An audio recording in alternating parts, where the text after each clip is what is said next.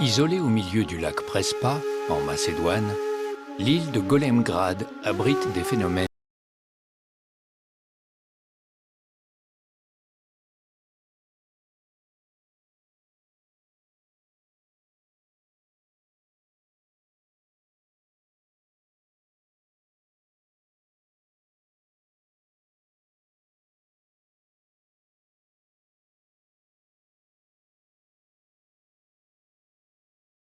Cette île d'environ 350 mètres de large sur 800 mètres de long est une réserve naturelle à l'écosystème remarquablement préservé.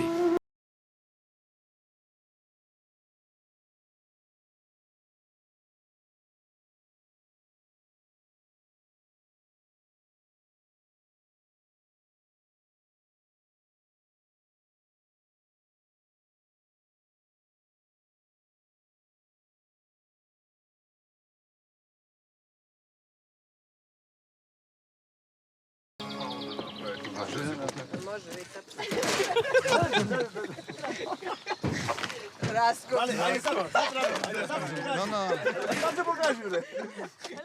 Depuis 3 ans, des chercheurs français, macédoniens et serbes se retrouvent régulièrement sur l'île pour essayer d'en comprendre les particularités.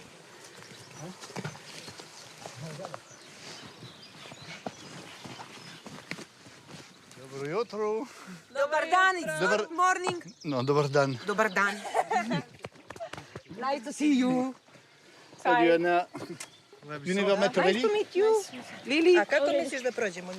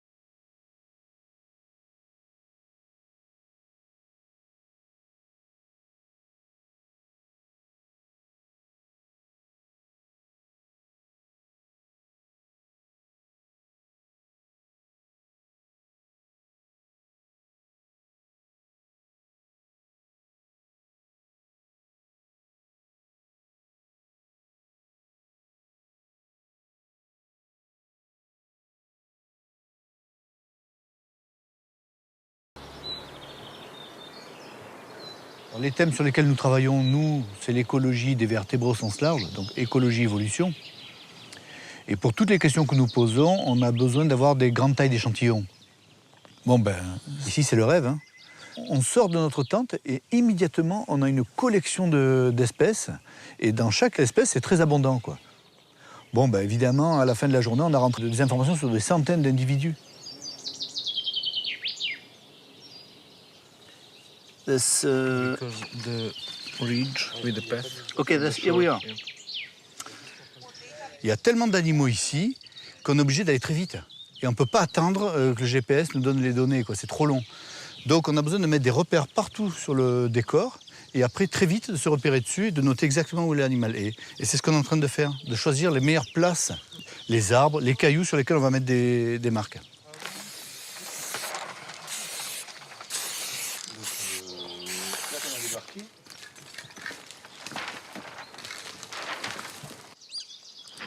Très gros rocher, c'est lui, regarde. Celui-là, là. Lui. Ouais, ouais, c'est ça.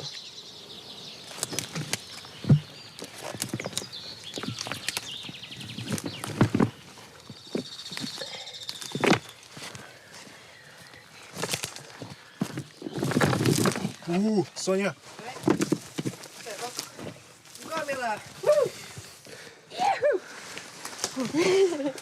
Skinny.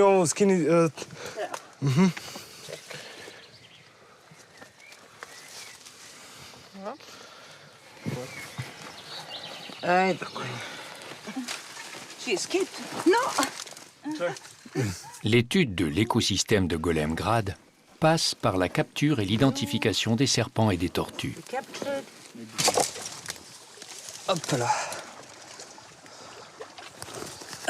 Si, c'est bon.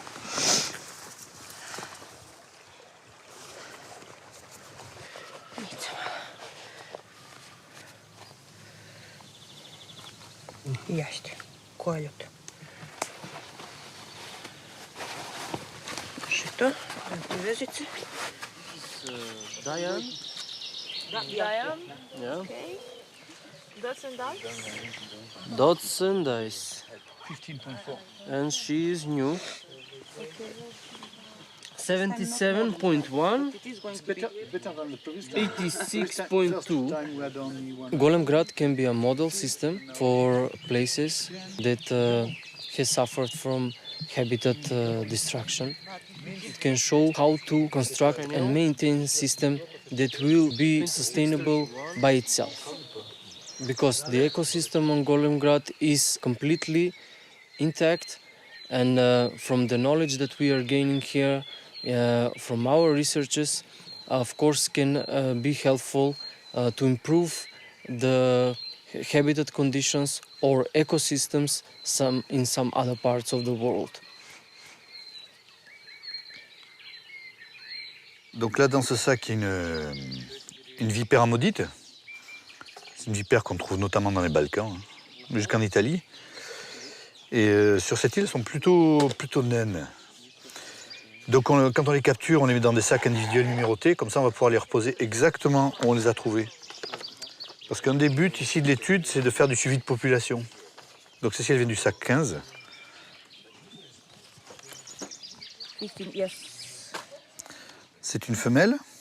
Female, yes. From that was. I could this, yes. Alors, la vipère maudite, il y a une particularité, c'est la petite corne qu'elle a sur le museau.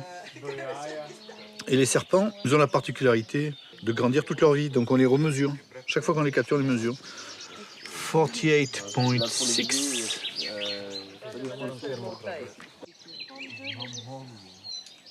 Une petite goutte de venin de ce côté. Hop, là ça vient. Ouais, produit jaune. Et là, il en coule plein là. Le venin des vipères est prélevé et congelé dans de l'azote liquide. Il sera analysé en laboratoire pour voir notamment si ces vipères ont développé un type de venin particulièrement adapté aux proies qu'elles consomment le plus.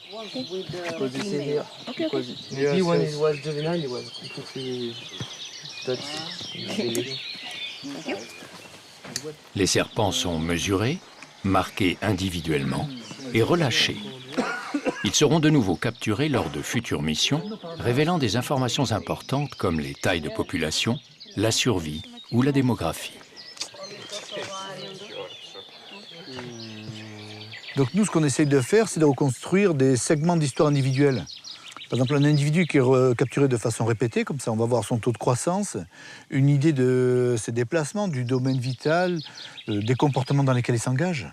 Et donc si on en collecte plein donc de morceaux d'histoire individuelle, ensuite avec des logiciels, on est capable de reconstituer une image globale.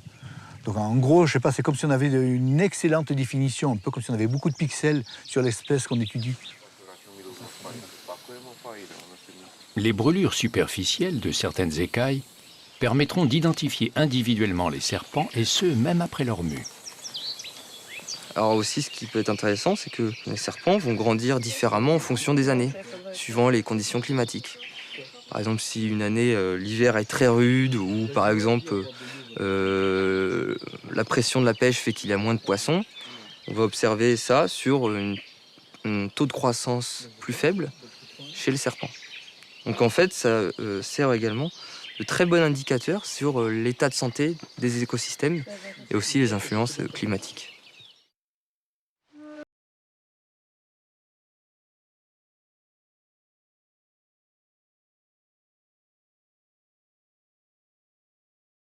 L'île, elle a une forme assez spéciale. Elle ressemble à une forteresse.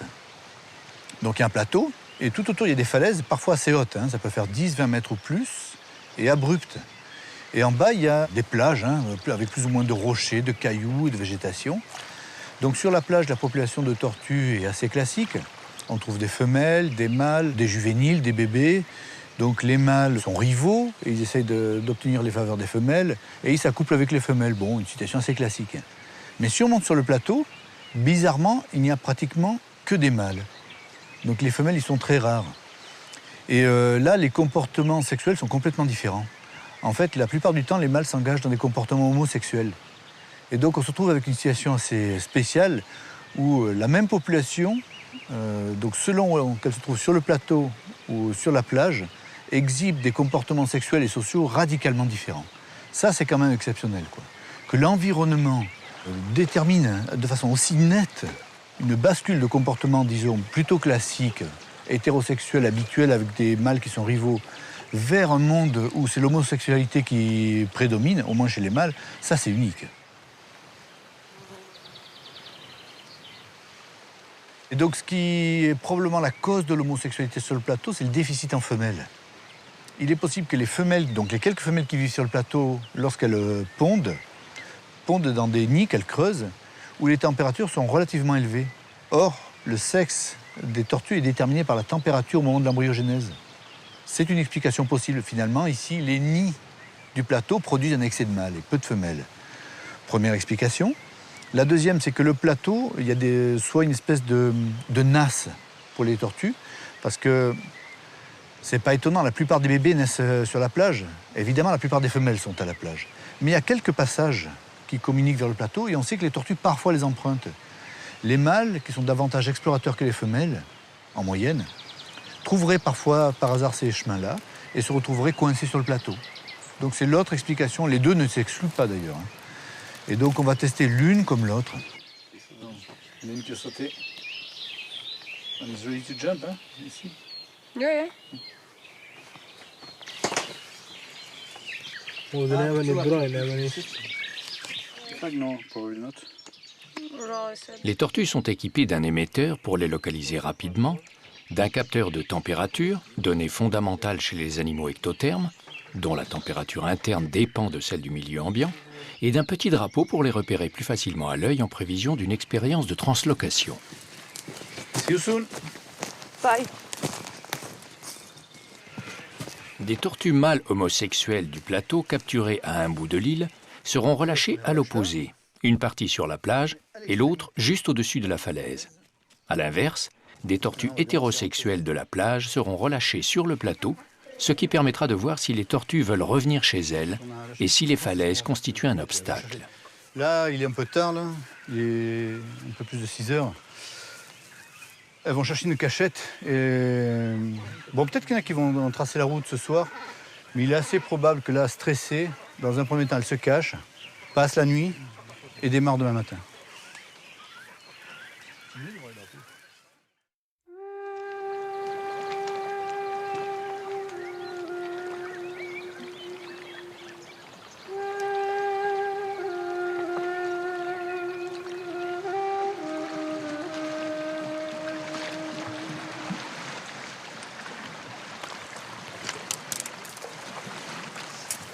Pas mal ici. Ouais. Donc on les lâche tout en même temps. On va la faire sous cette là avant. Ouais.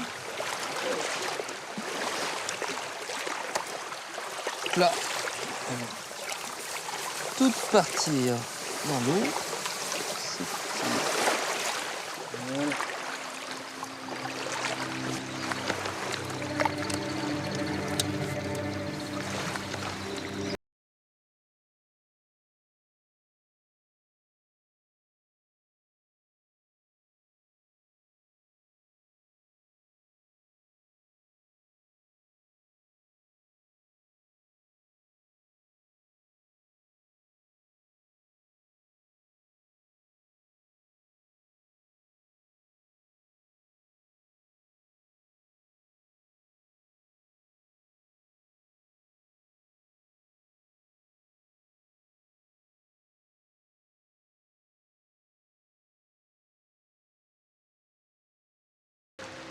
On peut se demander quels sont les avantages respectifs de chaque couleur. Et aussi les inconvénients. Parce que, en théorie, s'il y avait une couleur qui était mieux que les autres, elle dominerait complètement. Et en fait, même les autres auraient pratiquement disparu. Ce serait uniquement par accident qu'on aurait un individu noir ou gris, par exemple. Ailleurs, les couleuvres sont tesselées. Alors, on se demande bien pourquoi ici, en plus, on en a des grises ou des noirs. Alors, on pense que c'est lié à la conjugaison de deux facteurs, deux forces donc sélectives, évolutives, hein, qui agissent sur la population. La forme tesselée, c'est probablement la meilleure forme pour le camouflage, être invisible aux prédateurs, notamment les rapaces. La forme noire doit donner un excellent avantage en termes de thermorégulation. Or, nous sommes ici en altitude. Hein. Autour de nous, il y a encore de la neige sur les sommets. Il fait parfois froid, même très frais. Et les serpents, comme les autres reptiles ectothermes, ont besoin de se chauffer pour activer leur métabolisme. Par exemple, une femelle, pour fabriquer ses œufs, il faut qu'elle se chauffe. Et donc la couleur noire pourrait être un très bon avantage pour accélérer ces processus-là. Mais ça pourrait être contrebalancé par une plus grande visibilité vis-à-vis des prédateurs. Donc voilà comment on se retrouve avec des équilibres évolutifs, et c'est ça qu'on veut étudier. En gros, mesurer avantages, inconvénients.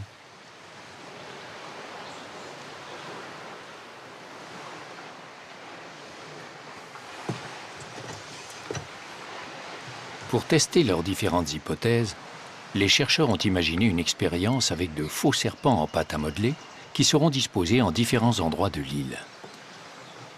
Si les rapaces ont une préférence pour l'une des couleurs, il y aura davantage de traces de griffes ou de becs sur les faux serpents de cette couleur. On dispose des enregistreurs de température dans le serpent en pâte à modeler.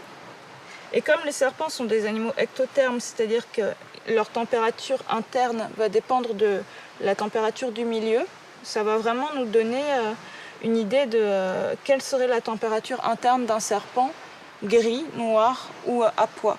Comme ça, on peut savoir s'il y a des avantages, par exemple des noirs, à se chauffer plus facilement et à atteindre des températures plus hautes que les gris.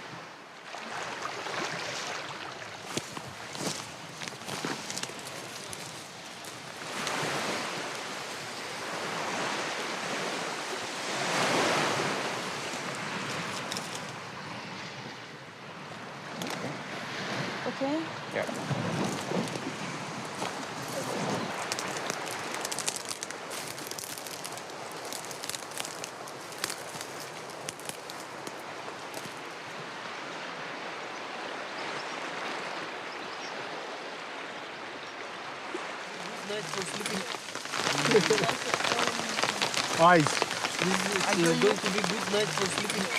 Indeed. Bon, ça va. Yes, we will have plenty of grass. Tortoise will be happy. Really, the shaman who made a delicious.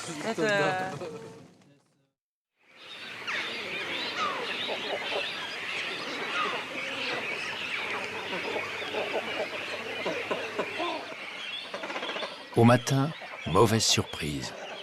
Sous l'effet des changements importants de température, la pâte à modeler des leurres s'est brisée. L'expérience sera reconduite dès la prochaine mission avec une pâte plus résistante.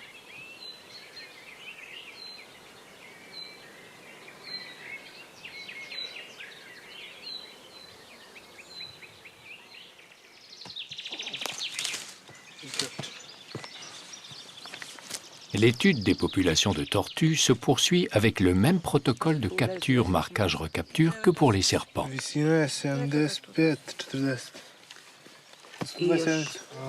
On identifie aussi chaque tortue individuellement à l'aide d'un code, comme cette série d'encoches sur les écailles marginales.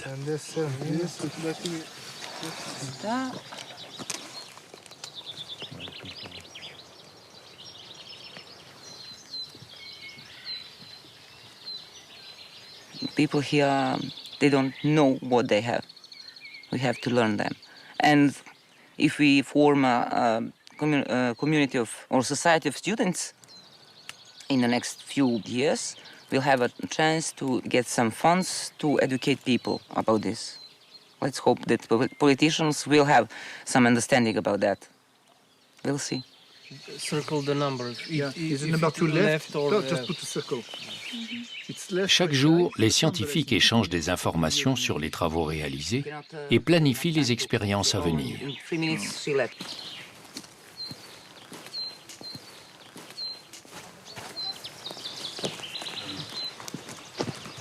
14-14, c'est parti. Chez la plupart des vertébrés, les comportements sexuels des mâles sont gouvernés par les variations de testostérone dans le sang, donnée intéressante qui permet de vérifier si les mâles homosexuels ont des taux de testostérone plus élevés que les autres. Tu vois la petite veine là? Il faut juste la percer, c'est pas évident. On a 100 microlitres. Faut pas que ça dure plus de 5 minutes la prise de sang.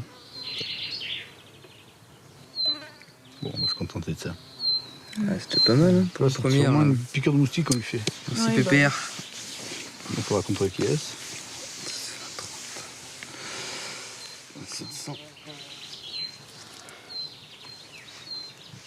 Des taux de testostérone élevés pourraient également être à l'origine de l'exagération des comportements sexuels qui se prolongent toute l'année sur Golemgrad à l'exception de l'hibernation. Ailleurs, l'activité sexuelle est limitée à quelques mois.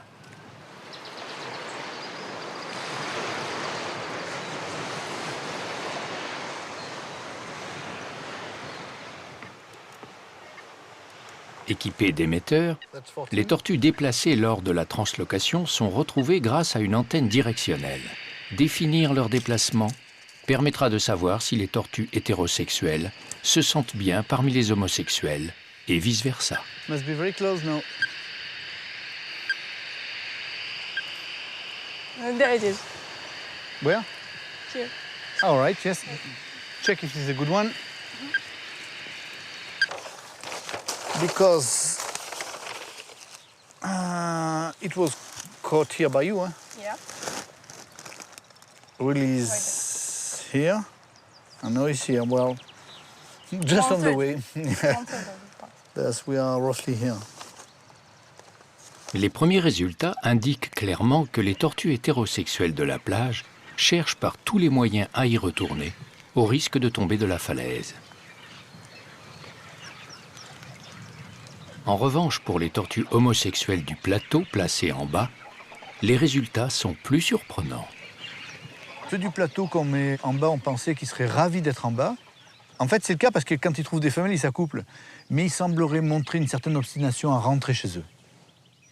Probablement pas parce qu'ils sont braqués sur l'homosexualité, mais probablement parce qu'ils veulent rentrer chez eux. C'est des animaux finalement qui aiment bien leur maison.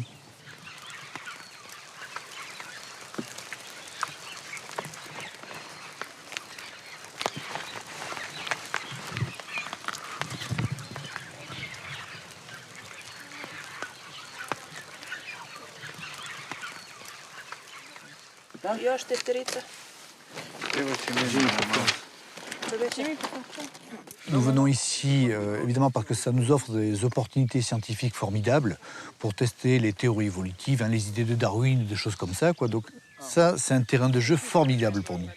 Mais en retour, ce qu'on espère nous offrir à cette île, à travers ce travail, donc, qui va se traduire par des publications scientifiques, on espère aussi du travail de vulgarisation, hein, de la communication, des choses comme ça, ça va lui donner une certaine renommée.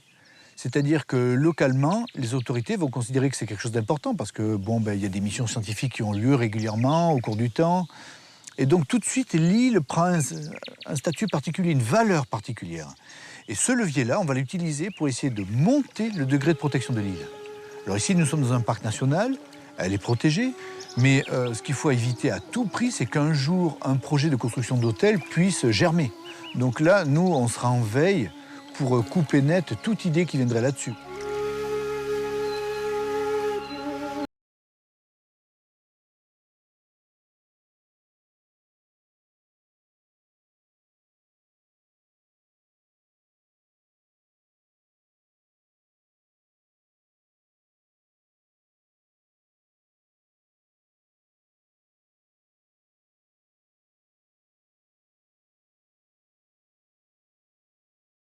Espérons que ce joyau de la biodiversité servira d'exemple pour reconstruire nos milieux naturels dégradés.